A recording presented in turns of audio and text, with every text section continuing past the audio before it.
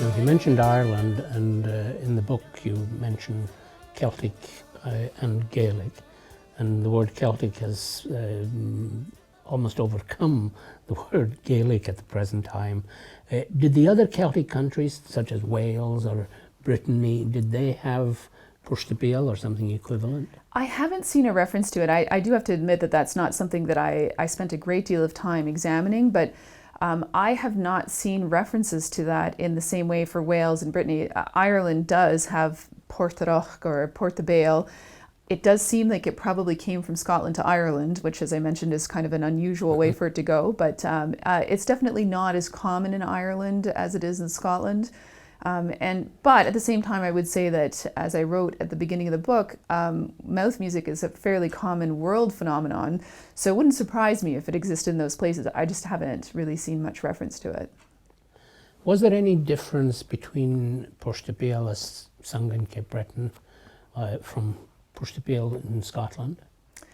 It doesn't seem to be. There are a lot of puirt-a-beul documented in Cape Breton that are common to puirt-a-beul that were in Scotland as well. So we can see there's some wonderful historical documentation that, for example, Professor John Shaw made of singers in Cape Breton in the 70s, some of them quite old, and many of their puirt-a-beul would have been known in Scotland as well. However, I do believe that there are examples of puirt-a-beul in that collection, for example, that I haven't seen examples of in Scotland. There are newly composed puirt-a-beul in both places. So there are some puirt-a-beul that were created here that would not ever have been sung over in Scotland.